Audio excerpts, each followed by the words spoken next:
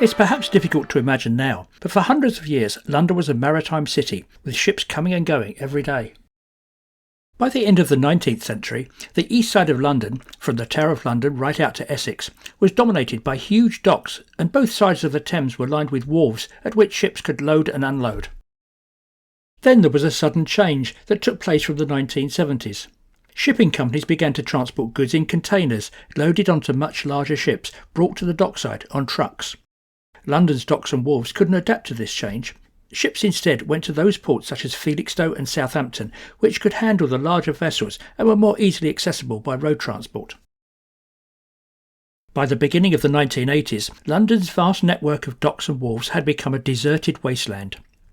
And that's how they remained for many years, while the various stakeholders, particularly local councils, the Port of London Authority and local residents, argued between each other as to what should become of the many square miles of water space and surrounding buildings. Then one day, Government Minister Michael Heseltine flew over the former docks and was horrified to see such a huge area of wasteland in London. He set about creating the London Docklands Development Corporation, tasked with revitalising 6,000 acres of East London. But the transformation took time, and after 40 years it is still ongoing. The gleaming spires of Canary Wharf, with their tens of thousands of office workers commuting in and out each day, and the expensive riverside apartment blocks that replace the wharves, are the obvious examples of the change. But there are many less obvious activities that take place on and around the water of the modern Docklands. I met with photographer and local resident Niki Gorick, who has spent some time discovering what is happening around some of the former docks, which she has collected together in Dock Life Renewed, a superb book of photographs with explanatory captions. I'll put a link to the book in the video description. Here are some of the photographs you'll find in Niki's book, but I should mention that all the other contemporary photos you'll see in this video are mine unless credited otherwise. During the course of the video, we'll take a look at 3 of London's dock systems, both past and present, and we'll even be crossing the Atlantic Ocean. Later in the video, Niki will show us some of the less obvious Docklands activities, each of which feature in her book, and I'll provide some historical background.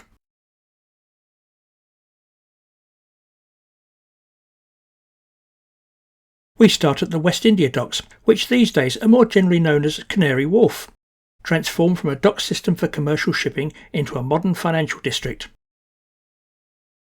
I covered the history of the West India Docks in my earlier video about the Thames Police, but I'll briefly summarise for those who haven't watched that one.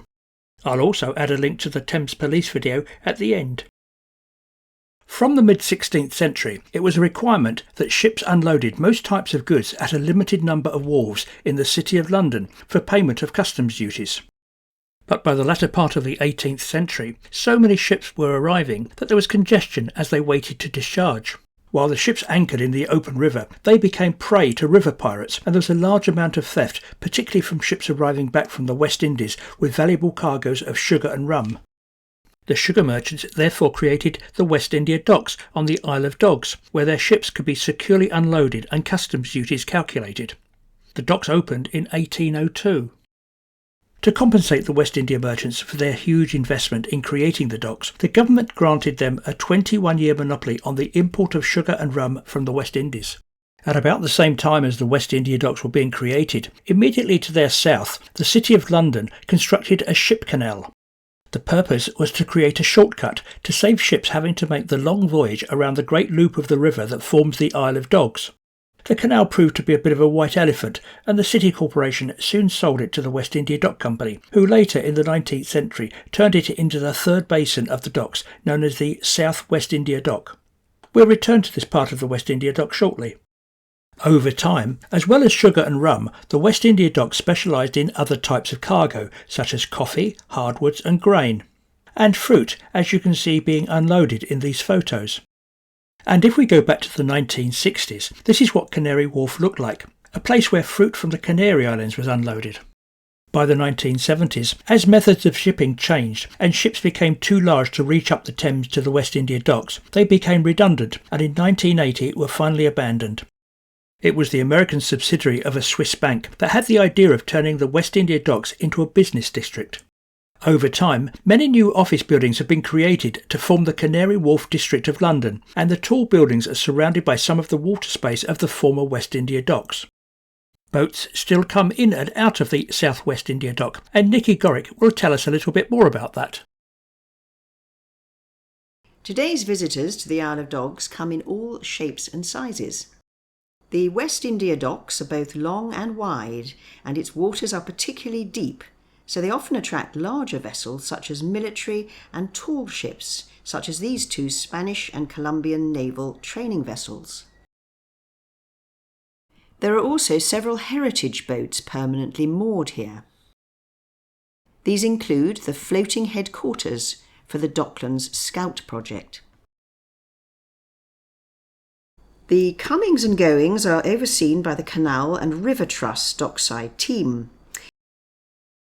It's up to them to get each vessel safely through the lock from the River Thames and then moored up.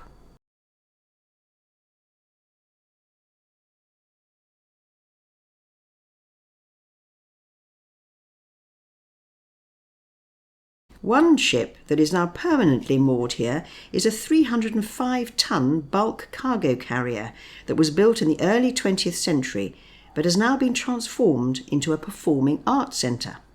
She is the brainchild of Inigo Lapwood, a passionate advocate for restoring the history of the Docklands waterways. I asked him where the idea for the Theatreship came from. The idea really came out of the docks, I think. I think the docks are this really fascinating space. Like, they're really deeply connected to so many of the different communities in East London. You've got the sort of working community, you've got like immigrant communities that are connected to it, and that seemed to present something really interesting when you're looking at creating public space. Mm-hmm. So the idea of having a space that was open to all of the people who had those historic ties to this area, and getting them into a space and sharing space, was something that we were really excited about when looking at developing an arts programme. I mean, basically we were looking to continue what the docks have always done, which is bring interesting new things into London. And they have always been a space of sharing and mixing and introduction. And art at its best is also a vehicle for that. And so we thought, what better vehicle for that than putting it on a vehicle, on a ship, back into the old docks, and continuing that purpose for the communities that live and work around here now. What does the Theatreship do now? What are you presenting to people they can come and see? Oh, so we do a whole mix of different things. I mean, we spoke a little bit earlier about this idea of docks as a mixing space, and we try and do that with the arts programme too. So we really focus on mixing different art forms and getting different audiences in for different reasons. So we do a lot of classic cinema, which we then pair with live contemporary performances. So music performances, recitals, kind of dance, all kinds of stuff. And honestly, we've been really touched with the warmth of the response we've had from the audiences we've had in. It's that, I think, that has made the whole project worthwhile, is seeing people come in, enjoy the space, and perhaps come across some stuff that they might not otherwise have come across. The ship itself was built in 1913, so there's something fascinating about the history of these ships. They're continually modified over their lives to suit the working purpose that they're put to. So when this was built, she was a sail cargo barge. So she had a big mast and a big sail, and used to carry bulk dry cargoes across in the space that we're in now. Yeah. So this space would have just been full to the brim with grain, and so she sailed like that for about 50 years. Then in the 60s, she was given a diesel engine, and continued on exactly that same job. Continued transporting cargo. She's been lengthened, she's been widened, she's been shortened, she's been lengthened again. Each of these times, there's different modifications to keep the ship relevant. And continually traded cargo until 2015. And then we bought the ship 2 years ago. Tell me about how the Canal and River Trust have worked with you to do this. I mean, honestly, the Canal and River Trust have been absolutely fantastic, and yeah, it's really been their support, which is one of the things that's made the whole project possible, because they're sitting on this incredible resource, this really rich. I mean, the docks are kind of a heritage asset of national importance. The dock we're in at the moment is nearly 200 years old and has so many of these historic connections to so many of the people who are still around in London today. And we're really grateful to the fact that they got behind the vision of the project and said yes and allowed us to bring this ship here and open it up. And this will be, I think, the Arts and Heritage Wharf, won't it? There'll be other that's exactly it. So the idea is to bring in ships that are representative of the ships that were in the docks throughout its operational history and put them to a new use in the way that the docks have always, in the way that the ships have always changed to a new use and the docks have always changed to a new use. So we've got ships that are going to be art spaces, we've got ships which are going to be like this, a live performance space, and then there are some heritage ships coming along as points of historical interest as well. On the opposite bank of the river from the West India Docks to the west of the Isle of Dogs, the loop of the Thames forms another substantial area, the Rotherhithe Peninsula, which was the location of the Surrey Commercial Docks. If we were to travel back to the 18th century, we would find the Rotherhithe Peninsula was a rural area consisting of a patchwork of market gardens and marshland.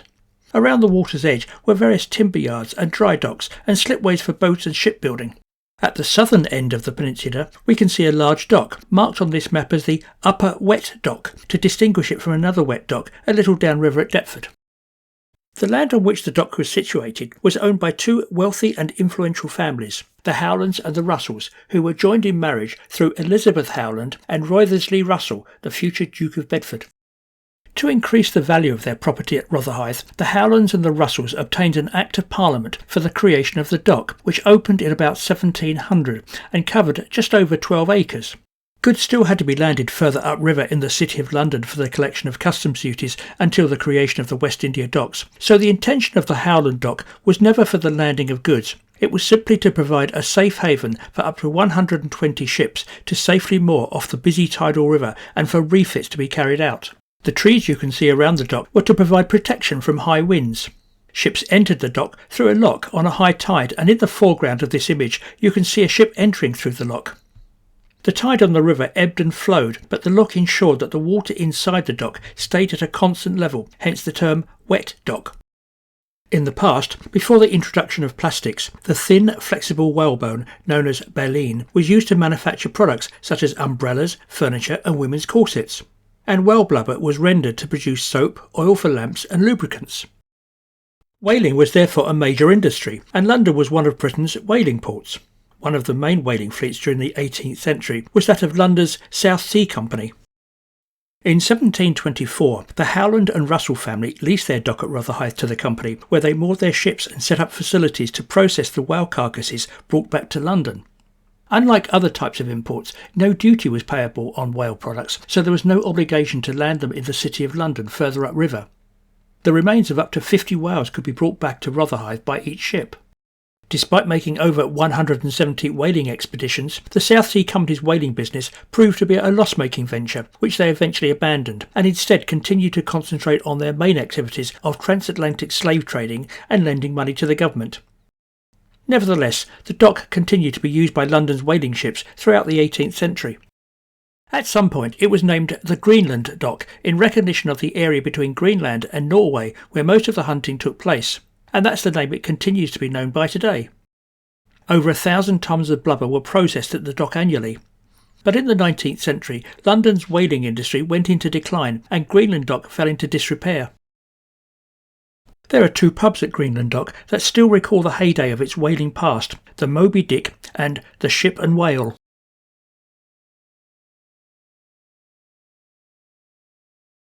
I hope you're enjoying the video so far. If so, please click the like button, and if you want to be notified of future videos, you may also want to click subscribe. As the whaling trade declined in the early 19th century, the population of London was rapidly increasing, with a growing requirement for imports of grain, as well as timber for construction. Timber and grain merchants therefore formed the Commercial Dock Company to raise finance to acquire the old whaling dock, and Greenland Dock took on a new life. The respected and highly competent engineer James Walker had previously worked on the creation of the West India and the East India docks. He set about transforming the old 18th century Greenland dock, demolishing the whaling processing facilities, replacing them with large granaries, and expanding capacity to handle up to 350 ships at any time. A new dock, known as Norway Dock, was created for timber imports, and the two docks connected to each other. Ships locked in at Greenland Dock and could then pass through into Norway Dock. In this painting of 1813, you can see how Rotherhithe was developing into a series of linked docks.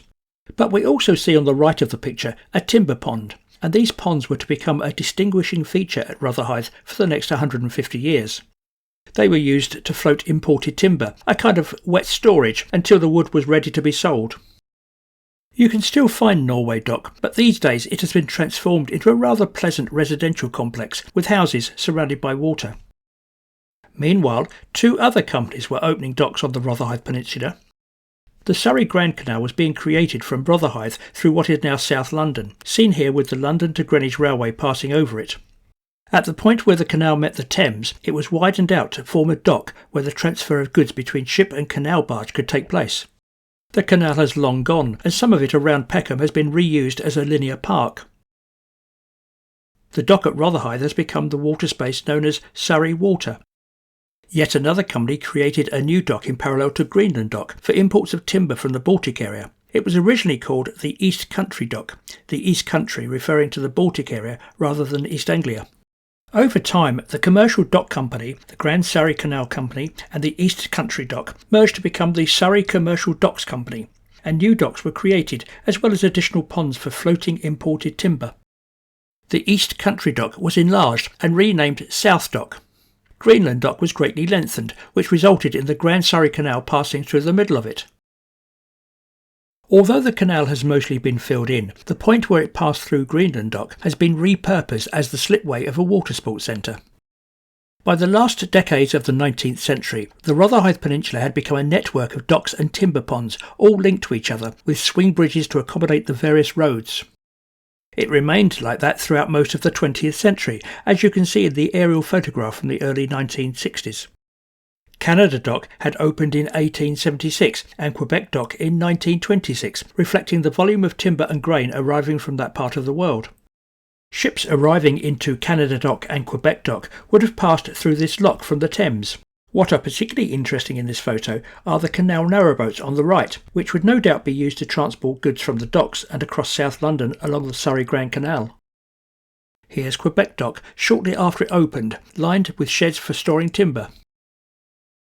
Both docks have long gone, but a little bit of Canada Dock still remains as the ornamental Canada Water, and the name of the adjacent tube station, Canada Street and Quebec Way. As with all London docks, in 1909 the Surrey commercial docks were taken over by the Port of London Authority. By the early 20th century, the docks at Rotherhithe were storing around 325,000 tonnes of timber at any one time, with well over 100 acres of sheds and open storage, and were probably the largest wood importing dock system in the world. Some of the timber arrived by ship from around the Baltic area, but much of it came from Canada. So let's look at where the timber arriving at the Surrey commercial docks originated. This is the Ottawa River. Its source is the Laurentian Mountains of Canada, about 240 kilometres north of the city of Ottawa, and from there it flows in a vast curve for about 1,270 kilometres before it joins the St Lawrence River at Montreal. The river forms the border that divides the provinces of Ontario on its west bank and Quebec on the east bank. I headed to the town of Pembroke on the Ontario side, which was a centre of the logging industry. There I visited the Upper Ottawa Valley Heritage Centre to learn about the area's logging history, and I must thank Phil Lehman, who has provided some wonderful old photos of the Ottawa Valley logging trade. There's also a good display on Pembroke's riverside that provides some explanation. At the beginning of the 19th century, Britain was sourcing its timber from the Baltic countries, but in 1808 Napoleon made a pact with the Russian Tsar that for a few years closed that area to Britain's ships. At the same time, settlers along the Ottawa Valley were learning how to float logs the huge distance downriver to Montreal and Quebec City on the St. Lawrence, so Britain found a new source for its timber. Pine and oak trees were felled during the winter, squared off and marked with the name of each lumber company. They were pulled by horses along ice roads to the nearest frozen river where they were dumped on the ice.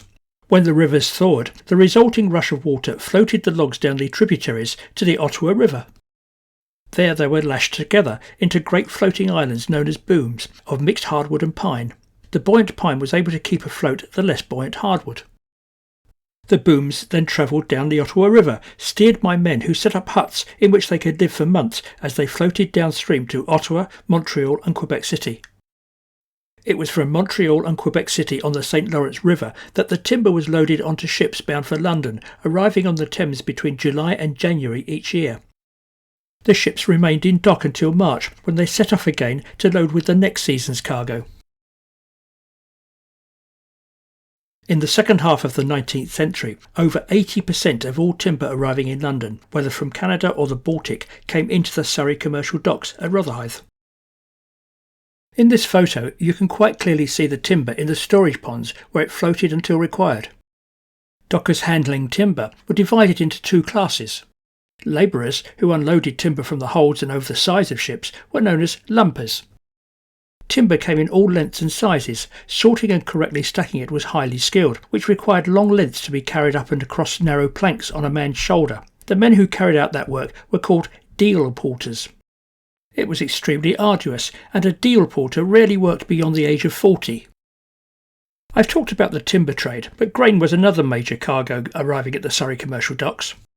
Here you see dockers bagging grain as it was discharged overboard from a ship.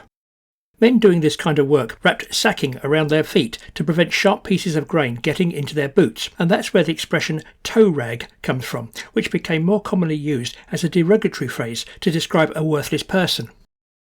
London stocks were easily spotted by German bombers during the Second World War.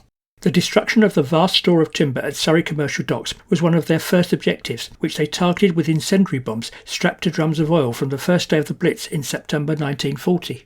The result was a firestorm across 250 acres that continued to burn for days. The inferno at Quebec Dock was the single fiercest blaze ever recorded in the UK. What remained was a barren, smouldering wilderness. But timber was in ever greater demand as London and the wider country was rebuilt, so the Surrey commercial docks had to continue operating, as you can see in this photo of Canada Dock just after the war. Yet by the 1950s, it was becoming uneconomic to transport timber in the smaller ships that were able to fit through the Surrey Commercial's relatively small entrance locks. Newer, larger ships were being diverted to the bigger docks further downstream, such as the Royal Docks and here at Tilbury. In 1970, the Surrey Commercial Docks finally closed for commercial shipping.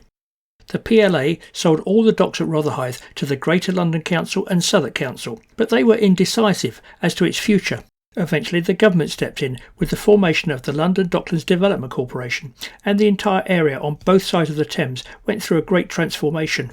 There was little commercial reason to maintain the old docks at Rotherhithe, so they were mostly filled in.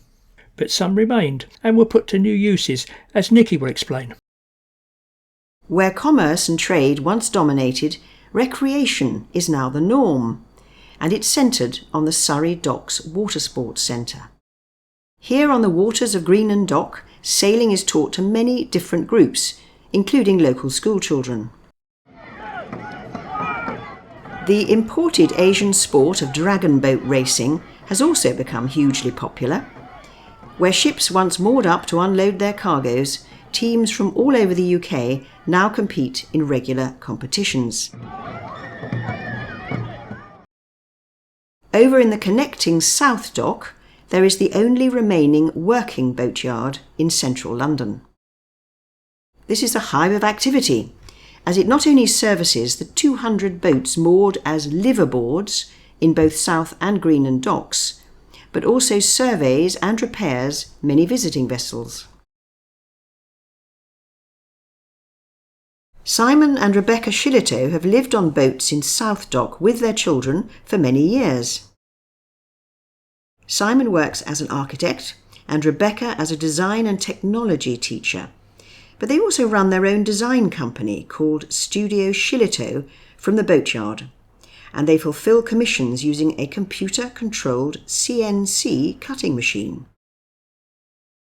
Their boat is not only a comfortable home, but a showcase for their work. Recently they were creating a whole new kitchen space on the deck. And this is no ordinary kitchen. They work closely as a team, using Simon's original design specifically tailored to the boat's shape and buoyancy. To them, creating their own living environment is one of the many benefits of life on a boat. Simon explains more. So we are building our family home, specifically our wheelhouse, which is going to be our kitchen. And it all began when our firstborn was tiny. We moved to London to study and we needed somewhere cheap to live, and we moved onto a boat and loved it. And then we came from there and bought one eventually. You bought a shell? We bought one that's over there that someone else owns now, and fixed it up for the mooring. And then when we sold that, we commissioned this hull, and it was just a sailaway, so it was just steel and engine, and we sailed it back. Right. And then we've built everything, so we're living inside at the moment. We've got most things built apart from a kitchen, and that's what this is here.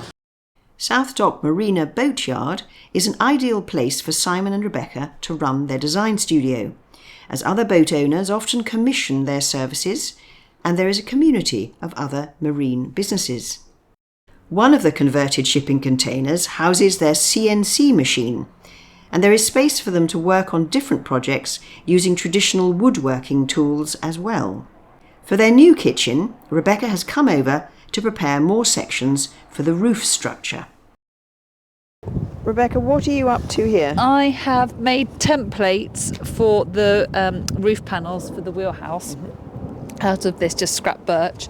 I'm just transferring the marks over so I can now cut out an accurate piece of wood to go and fill in the spaces on the roof.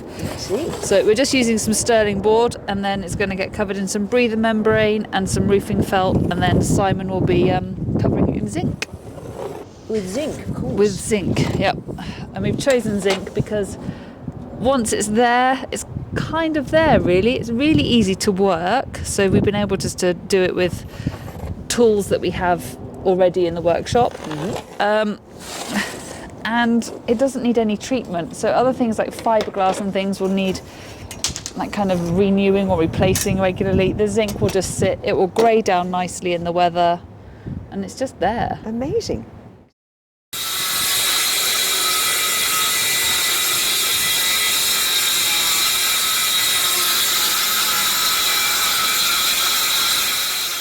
Aware that we're both working parents, not much time, we decided to build a CNC machine to do it, as you do, which is a kind of robot. It's like a printer that cuts wood. Right. And so all of this frame and all these modules that are made of zinc, there's a load more at the back there, they're all made on the CNC machines. So brilliant. It's like having another pair of hands. Does the work for you. Design it on a computer and it cuts it out.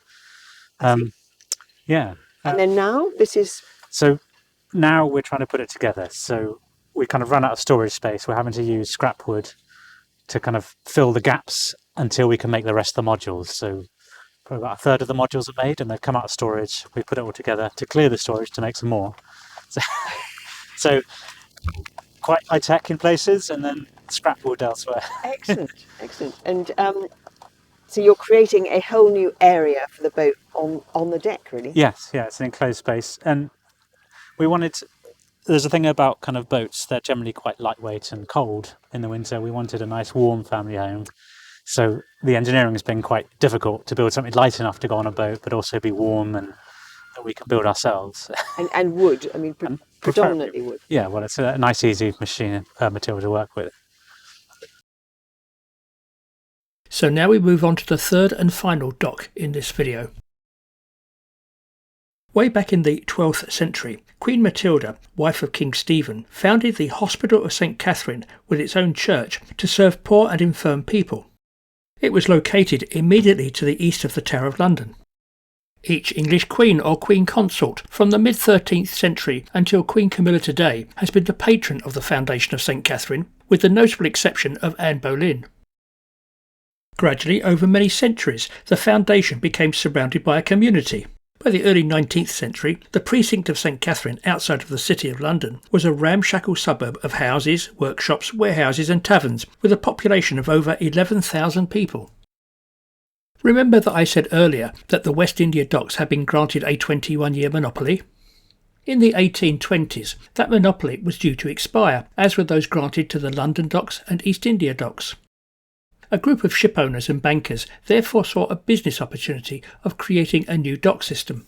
They looked around and decided that the precinct of St Katharine, closer to the City of London than the other docks, would be the ideal place. So a deal was done to acquire the precinct from the foundation, which moved elsewhere, leaving over 11,000 people to be evicted from their homes and businesses. The buildings, including the 14th century church, were demolished and work began on creating the new St Katharine Docks. The excavated spoil was barged up the Thames and used to create the land on which the new suburbs of Pimlico and Belgravia were created. The new St Katharine Docks were officially opened in October 1828 with 10,000 invited spectators. The first ship to enter was the Elizabeth, flying the colours of every nation and with a band playing.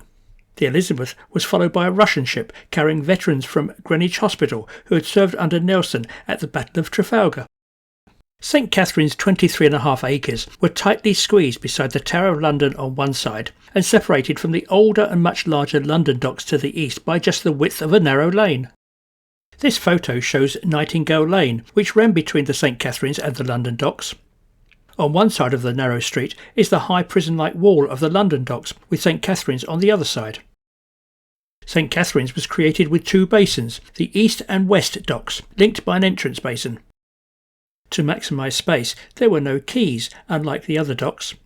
Uniquely amongst London's dock systems, ships discharged or loaded directly to and from the surrounding warehouses, using cranes fixed to the exterior of the buildings. With easy access to the nearby City of London, the new St Katharine Docks were successful and busy from the time of opening. The French artist Gustave Doré visited St Katharine Docks in around 1869 and produced these evocative illustrations. He was accompanied by the writer Blanchard Gerald, who wrote of their visit, "The perspective of the great entrepot or warehouse before us is broken and lost in the whirl and movement.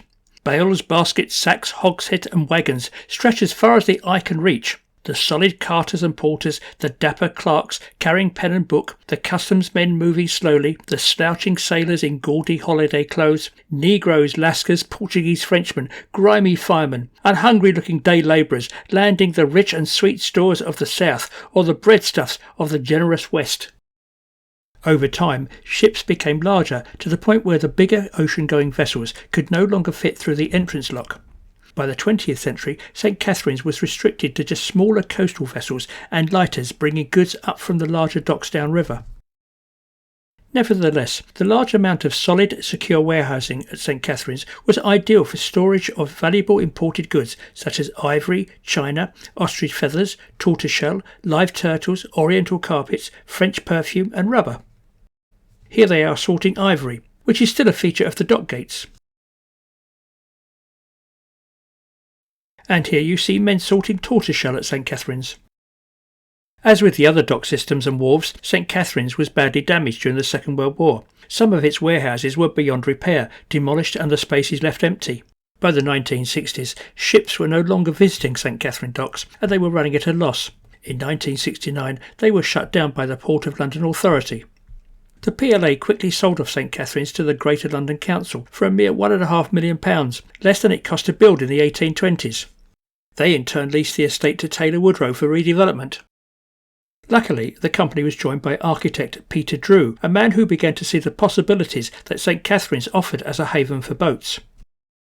Sadly, some of the old and historic warehouses had to be replaced by modern offices and a hotel to fund the project, but the wonderful Ivory House in the centre of the docks remains, with its ground floor used by restaurants.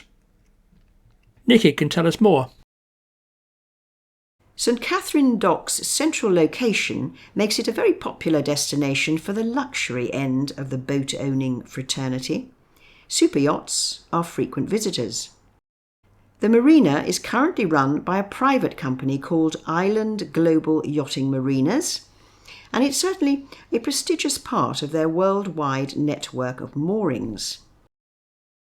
With its quaysides lined with smart restaurants and cafes, it has become a favourite recreational destination for Londoners too. And its upmarket waters also host very popular paddleboarding sessions run by Paddleboarding London. St Katharine's is certainly a thriving and buzzing place, both on and off the water. The lock here is the busiest in all London's remaining docks, and getting the high number of visiting boats in and out at high tides and moored up safely requires careful and expert attention. Ron Aspinall is the longest-serving member of St Katharine's Dockside team, and he has many tales to tell.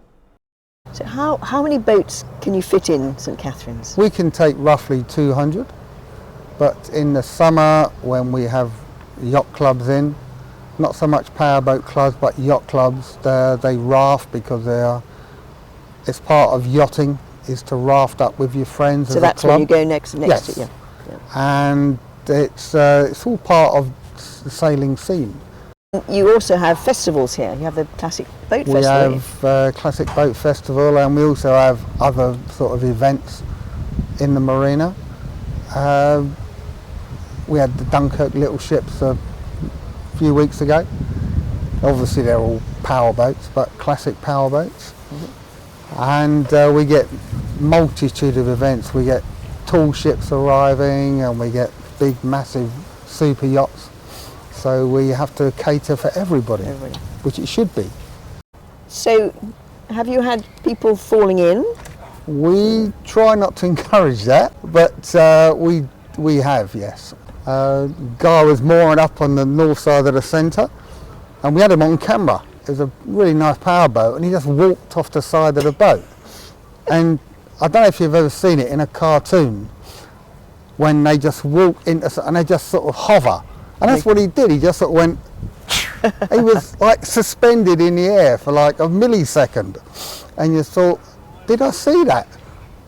The people are here to enjoy themselves, and part of enjoying yourself is to have a few drinks and just be fun and happy.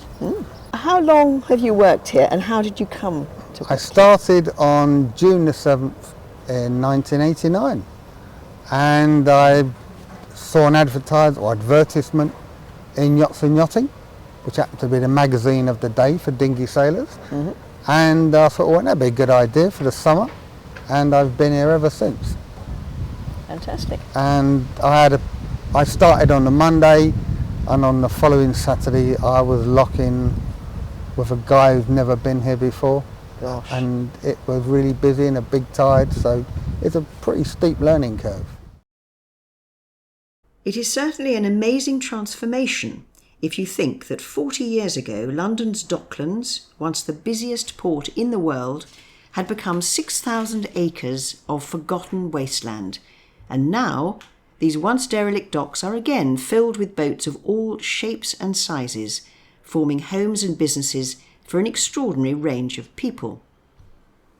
Hopefully this video and my book have whetted your appetite to explore more of London's regenerated docklands.